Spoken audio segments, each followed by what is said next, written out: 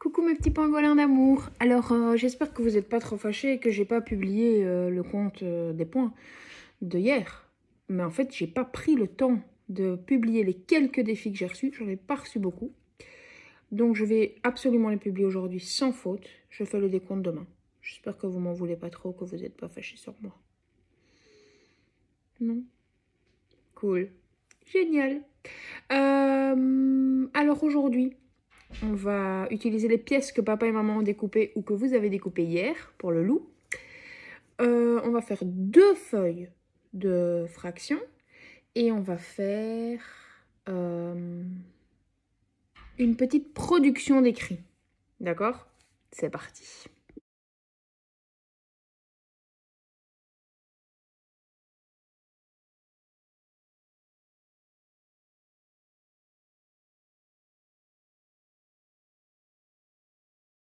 Alors, on va commencer avec notre loup qui est ici. Je vais vite faire un petit rappel pour ceux qui ne l'ont pas fait hier. Donc, normalement, hier, il fallait découper toutes les pièces.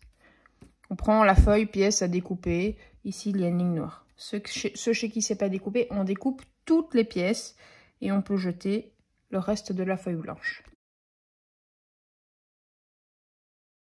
Voilà. Regarde, ici, tu as toutes les pièces découpées. Essaye de ne pas en perdre, d'accord? Une fois que tu as toutes les pièces découpées, on passe à la suite. Alors, pour la suite, tu as tous tes petits morceaux là que tu vas mettre sur le côté pour l'instant. Tu vas prendre la feuille avec la ligne rouge et la feuille noire. D'accord? D'abord la feuille avec la ligne rouge. Tu vas découper, mais attention, regarde bien. Tu vas découper seulement l'extérieur et ici on ne devra plus voir la ligne rouge. D'accord? Je te montre. Donc ici tu découpes le long de la ligne rouge, on ne peut plus la voir.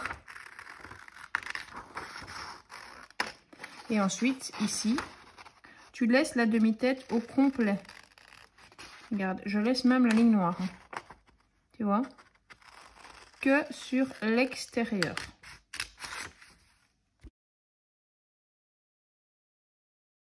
Voilà, je te montre ce que ça donne ça. Donc tu as la moitié de la tête du loup qui est là. D'accord? Et de l'autre côté, tu vas utiliser toutes les petites pièces. Parce qu'évidemment, c'est bien chouette de découper et de sortir sa colle, mais il y a quand même un petit travail à faire. Ok? Allez, hop, sors tes ciseaux et c'est parti. Alors, quand tu as tous tes morceaux et ta demi-tête, tu vas prendre ta tête de loup, je vais dire qui n'est pas découpée, et tu vas la coller sur la feuille noire. Fais attention, la colle, ça fait des traces sur les feuilles noires. Donc, mets bien la colle uniquement sur la tête, bien proprement sur les bords du loup. Voilà. Hop. Et quand c'est fait, essaye de plus ou moins la poser au milieu de la feuille. Et voilà. À ton tour.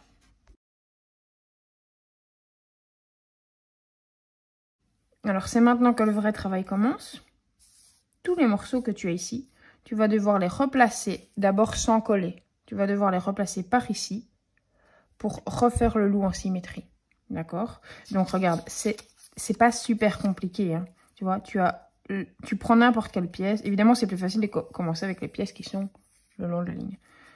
Tu cherches cette pièce, tu la trouves. Et quand tu l'as trouvée, pour l'instant, tu la déposes comme ceci. On dépose, on ne colle pas.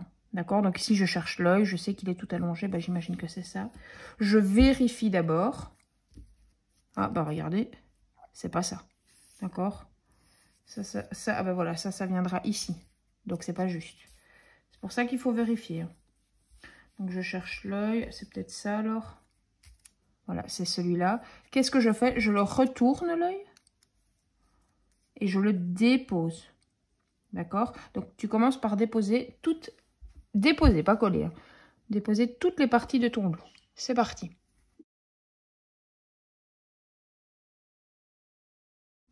Alors, voilà. Ici, j'ai juste posé. Hein. D'accord? Tu vois bien, c'est normal qu'il y ait des endroits où ça marche pas. Hein, où c'est pas très bien mis. Alors, tu vas commencer à coller ceux qui touchent l'axe de symétrie. D'accord? Donc, tu prends... Tu mets de la colle.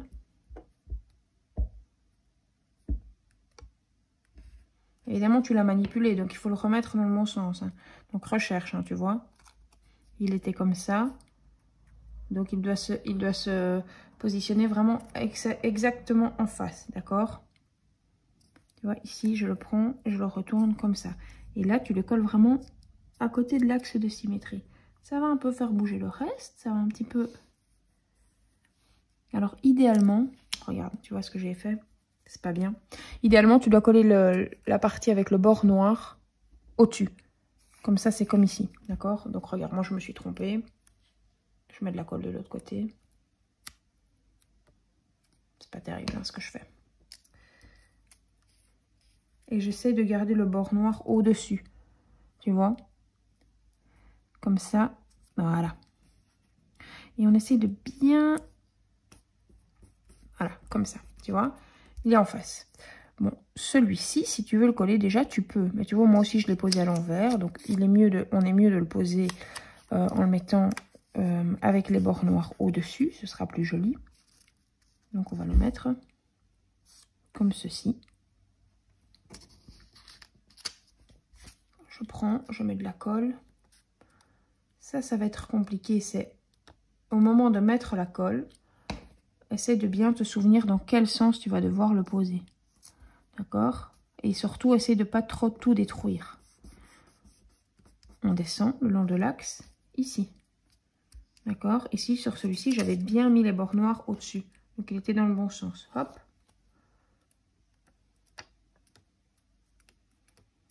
Hop, je mets de la colle.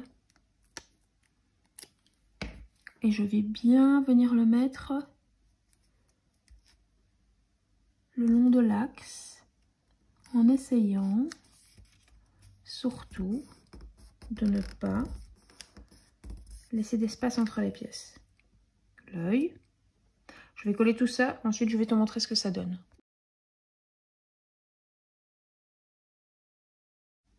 Voilà, pour l'instant j'ai collé les pièces qui sont ici. Tu vois bien que le reste bouge un peu. Il faut essayer de ne pas tout bouger, comme ça tu gardes quand même un repère. Mais c'est normal, d'accord? Ici tu vois j'ai collé, il y a quand même eu un petit jour. Mais tant pis, c'est pas grave, on ne chipote pas. Maintenant évidemment je vais mettre le petit triangle qui doit aller là. Et maintenant, chaque fois que je vais coller une nouvelle pièce, je vais en prendre une qui en touche une qui est déjà collée. Donc ici, c'est collé. Je vais poser le triangle qui est là. D'accord? Et je vais remonter au fur et à mesure. Hop. Ensuite, ici, j'ai un tout grand triangle. Évidemment, avant de coller, je peux un petit peu vérifier que, voilà, c'est plus malin de coller d'abord celle-ci. Petit triangle tout pointu.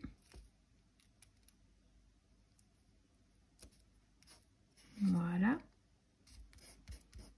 Et maintenant, je peux venir mettre le grand ici. Et tu essayes de terminer jusqu'à la pointe de l'oreille.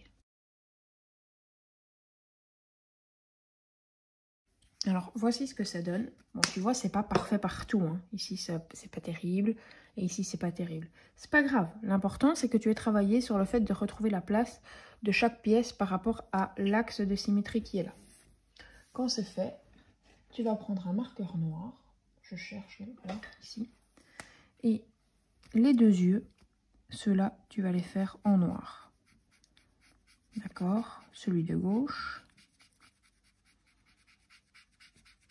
Et aussi celui de droite.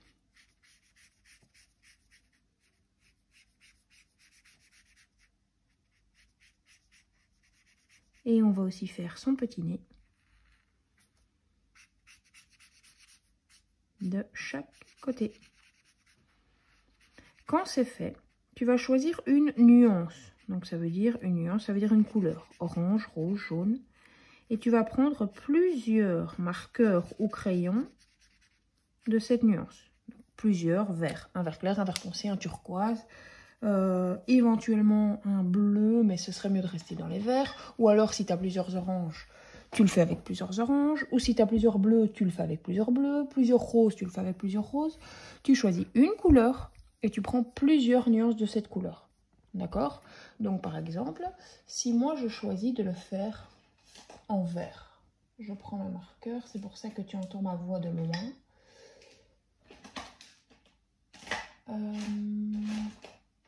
Pour l'instant, j'en ai que 4, mais je vais aller en chercher plus. En plus, ces deux-là, c'est les mêmes. Je vais aller en chercher d'autres. Je prends plusieurs marqueurs verts. Attends, je vais encore en prendre d'autres pour que tu comprennes bien. Hop, hop, hop, vert, vert, vert. Tout ça, c'est du vert. Voilà. Tu vois, je prends tous mes verts que je trouve dans ma maison. Et ce que je vais faire, c'est que en symétrie, je vais colorier les pièces de la même couleur. Si je choisis de faire 7 grandes pièces de cette couleur-ci, l'autre de l'autre côté devrait être du même vert. D'accord? Donc, je vais colorier celle du haut ici, avec mon vert turquoise, mon turquoise. Tu estimes que c'est la couleur que tu veux. Hein. Hop. Je colorie bien ma pièce. Je peux dépasser sur l'axe de symétrie puisque de toute façon, qu'est-ce qui va se passer? Hop, de l'autre côté. Ah oui, alors évidemment, si on a laissé des traces de colle, ça va pas être terrible. Il faut surtout pas, surtout pas, qu'il y ait des taches de colle. Bon, ici, ça marche pas, vous avez vu, j'ai travaillé comme un cochon. Mais il faut quand même le dessiner en face. On change de vert. On va faire ces deux-là. D'accord? On peut utiliser plusieurs fois le même, hein. Du moment que ça ne se touche pas, il n'y a pas de souci. Hop. Donc ici, je vais colorier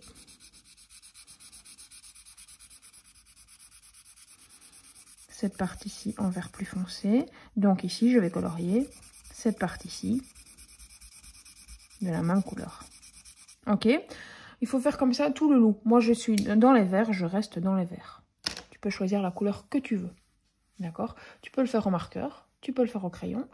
Alors, si tu veux, tu peux le faire à la peinture. Donc, tu prends du vert, tu mélanges du blanc avec, et tu auras du vert clair, du vert moyen, du vert foncé. C'est comme tu veux, du moment que tu restes dans une nuance de couleur. C'est parti, et évidemment, tu m'envoies bien une photo quand tu as fini.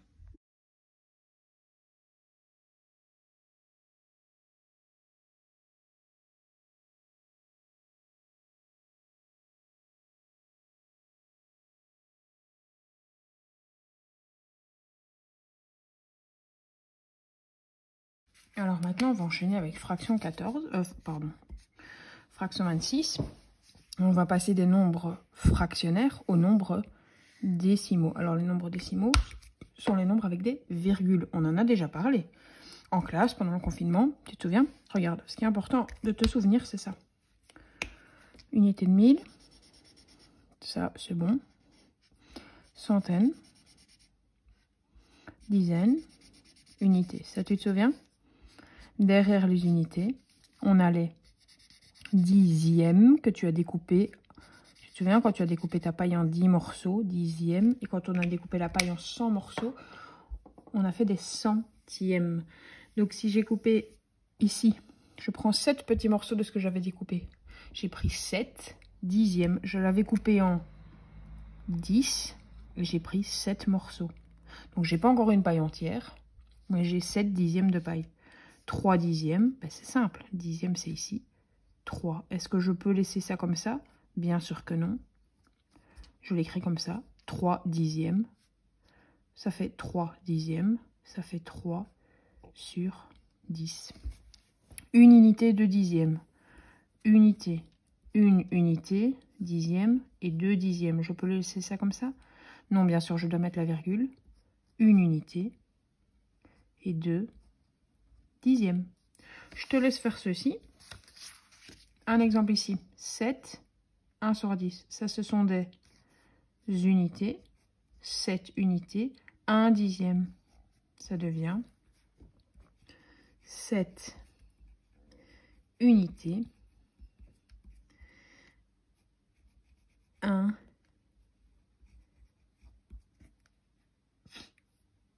oh, j'ai mis un Z. C'était un X. Je prends mon Tipex. La bête foot. Dix.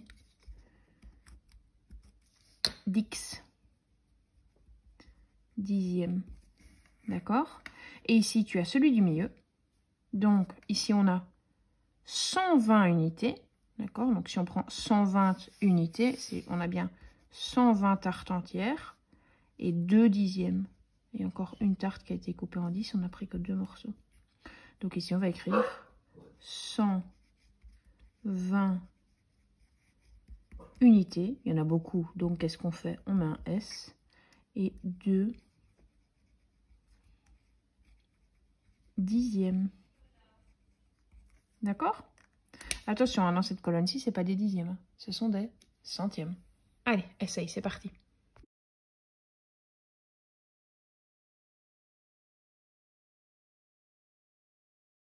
Maintenant, on continue sur la suite avec les nombres décimaux. On est sur fraction 27. Pour chaque proposition, coche la réponse correcte. Est-ce que 2,69 est situé entre 2,20 et 2,60, entre 2,70 et 2,90, ou entre 2,60 et 2,70? C'est bien ici, hein. D'accord? Donc ça, tu sais faire. On en a déjà fait des comme ça. Ah oui, évidemment, ici, ça va commencer à être écrit en fractions. Essaye de faire de ton mieux. Comme ça, je vois où est-ce que tu te situes. Alors ici, il y a des suites. D'accord? Ici, tu as 9 dixièmes. Ici, tu as 9 unités. Et ici, tu as 9000. Donc, qu'est-ce qu'on va pouvoir mettre entre les deux, à ton avis? On a fait fois combien pour passer de la barre des unités à la colonne des unités, des dixièmes à la barre des unités? On a multiplié par 10. Donc ici, on va encore faire pareil. On va voir 90. Je te laisse faire ces deux-là. Et si on va dans l'autre sens, on multiplie par 10. Mais si on va dans l'autre sens, on va diviser par 10. 10 fois plus petit que des dixièmes, ce sont des centièmes. Tu essayes de faire cette ligne-là et de trouver celui-ci. Alors ici, je ne sais pas si tu te souviens, on a fait un tableau de 100 en classe. Le premier nombre, c'était 1. Et le deuxième nombre, et le dernier nombre, c'était 100. Bah maintenant, en fait, c'est un tableau de 100, sauf que ce sont les décimaux. Le premier nombre, c'est 0,01. Le deuxième nombre, c'est 0,02. Si on est dans le tableau et qu'on a 0,36, juste devant 0,36, on a quoi? On a 0,35. Et juste derrière 36, on a 0,37. Attention, rappelle-toi que quand on descend d'une colonne, quand on descend d'une ligne dans le tableau, je te rappelle que en dessous de 37, dans le tableau, c'est 47. Hein, d'accord? Imagine que tu as tout le tableau de 100. Regarde, ici, c'est juste 57. Ici, je vais mettre 67. Et ici, je suis sur la ligne des 70. Ici, je suis sur la ligne des 3 dixièmes, 4 dixièmes, 5 dixièmes, 6 dixièmes, 7 dixièmes. Et c'est pareil ici.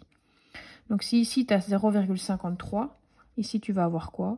0,63. Je t'en dis pas plus parce que je pense que tu en es capable. Au boulot.